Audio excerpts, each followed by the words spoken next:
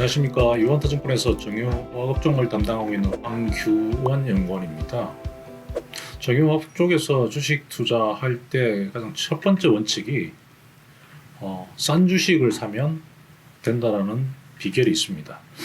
소일이라는 정유회사에 대해서 오늘 저가 메리트를 좀 분석해 보도록 하겠습니다. 먼저 에소일이라는 회사는 아람코라고 하는 사우디의 대표적인 국영 에너지 회사의 증손자 회사가 되어집니다. 에소일은 아람코로부터 원유를 도입을 해서 울산과 온선에서 석유 정제를 하게끔 됩니다. 정제를 해서 주로 판매하는 건 휘발유나 등경유, 에너지 연료가 되어집니다. 두 번째로는 석유화학 제품도 생산합니다. 파라자일렌이라고 하는 제품을 중심으로 생산을 하고 있습니다. 이 파라자일렌은 페트병의 원료로 주로 사용이 되어집니다. 세 번째로는 엔진 오일에 들어가는 윤활유를 생산을 하고 있는 대표적인 국내 순수 정유 업체입니다. 이 에소일의 지금 시점에서 좀 관심을 가져야 되는 부분, 특히 주가에 관심을 가져야 되는 이유는 주가 밸류에이션 때문에 그렇습니다. 그 밸류에이션 한번 살펴보고 투자 포인트를 점검을 해보도록 하겠습니다. 에소일의 주가 지표 중에서 PBR이라고 하는 주가 순자산 배율을 나타낸 그림입니다. 20년 정도의 수치를 이렇게 업데이트를 해놨습니다. 특이사항은 뭐냐면 크게 보면 가장 낮았을 때가 0.8, 0.9배, 그리고 평균적으로 1.3배, 그리고 1.8배 정도가 사이클의 상승, 오버슈팅이 일어날 경우에는 2.4배 정도까지 올라가는 레인지를 그려왔습니다. 소일이란 과거 역사 히스토리에 우리가 얻을 수 있는 교훈은 PBR 0.9배 이하대에서는 아주 저평가되어져 있는 바닥권 정도 수준으로 볼 수가 있습니다. 그런데 2023년 6월입니다. 5월과 6월 사이에 PBR 밴드가 0.9배가 깨어져서 0.8배 정도 수준까지도 내려오면서 최저치를 터치한 상황이 되어집니다. 자, 이제 중요한 건 이렇게 되어집니다. 지금 과연 펀더멘탈이라고 하는 소일의 기본적인 업황과 실적 체질이 과거에 최바닥권에 있었던 정도 수준에 도달해 있는 건지, 그렇지 않으면 주가가 다소 펀더멘탈과 괴리를 보이고 있는 건지, 다르게 이야기하면 저평가 메리트가 발생이 되는 건지를 한번 살펴보도록 하겠습니다. 첫 번째 부분은 실적 관련되어 있는 부분을 한번 점검을 해보도록 하겠습니다. 에소일의 2023년 실적 부분은 조금 다이내믹하게 변동을 하고 있습니다. 1분기에는 영업이익 기준입니다. 1분기에는 영업이익이 약 5천억 원 정도가 영업이익이 발생이 되어졌습니다. 그러다가 2분기에 다시 급감합니다. 약 300억 정도 수준으로 급감한 이후에 3분기에는 다시 7천억에서 8천억대로 급증하는 형태의 좀 다이내믹한 실적이 예상이 되어집니다. 특히 2023년 하반기 3분기와 4, 4분기에는 상당히 견조한 실적을 달성할 것으로 지금 보여집니다. 3분기의 실적 자체가 좀 강하게 반등을 한 배경은 크게 두 가지로 볼 수가 있습니다. 대체적으로 정유 부분에서 실적 점프업이 일어나고 있습니다. 두 가지 부분은 국제 유가 부분과 정제 마진에서 찾을 수 있습니다. 에소일의 정유 부분의 실적은 이 두 가지 유가 부분의 변동과 정제 마진의 변동이 두 가지의 컨비네이션으로 결정이 되어집니다. 그런데 3분기 국제 유가는 점점 2분기 대비해서 상승해서 대략 8불에서 많게는 지금 10불 정도 높아지는 모습을 보이게끔 되어집니다.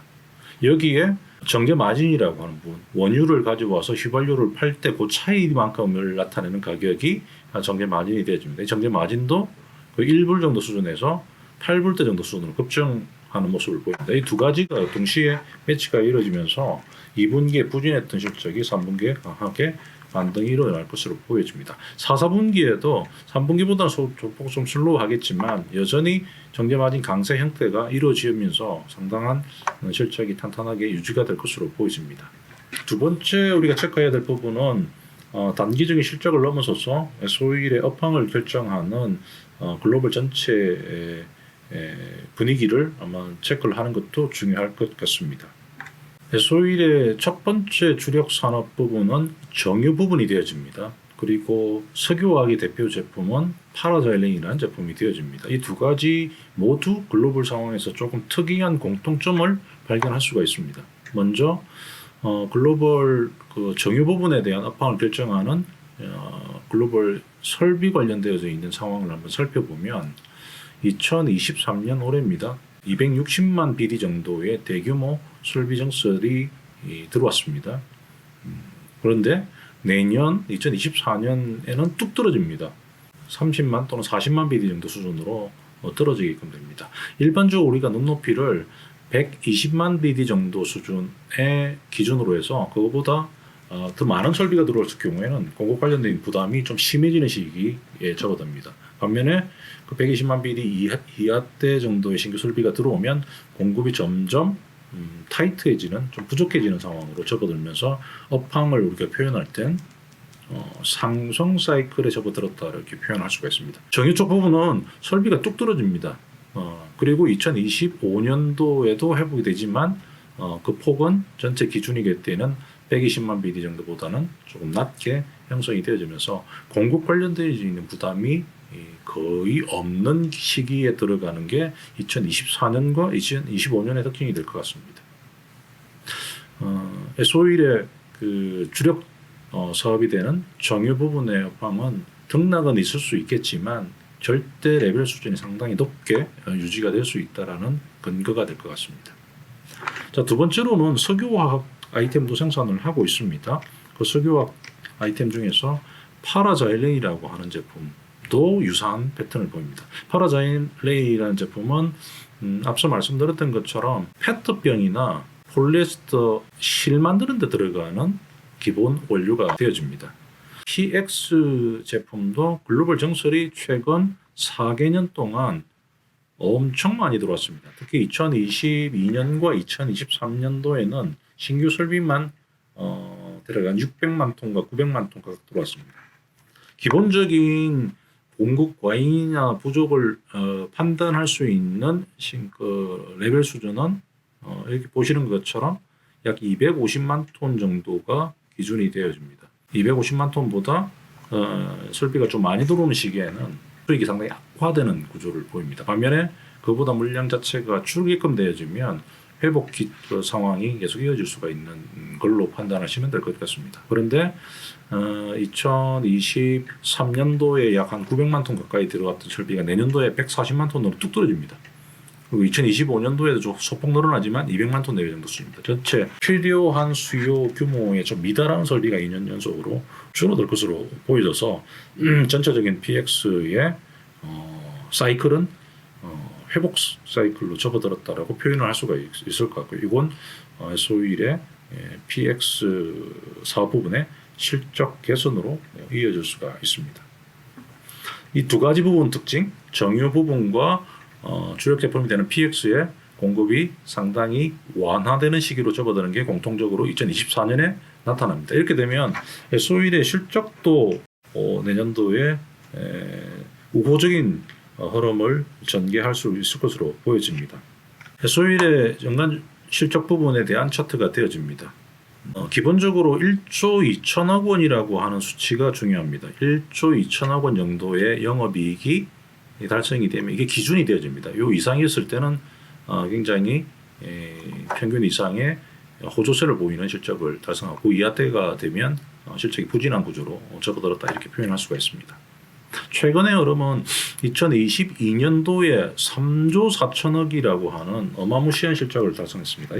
이 시기는 많이들 알고 계시는 것처럼 러시아와 우크라이나 전쟁이 발생이 되면서 전 세계적인 원유 공급 부분 또는 석유 제품에 대한 공급의 우려가 발생이 되어지면서 상대적으로 국제 유가와 정제 마진이 폭등하는 현상이 발생이 됐습니다. S-오일의 실적 기여가 일시적으로 일어났던 조금 오버슈팅이 됐던 시기가 되어졌습니다. 2023년도에는 해당 부분이 대부분 다 소멸이 되어지면서 진정 국면에 접어듭니다. 그래서 1조 7천억 내외 정도의 실적으로 회귀가 될 것으로 예상을 해볼 수 있을 것 같습니다. 상반기보다는 하반기의 실적이 오히려 좀 더 좋을 것으로 예상을 해볼 수 있을 것 같습니다.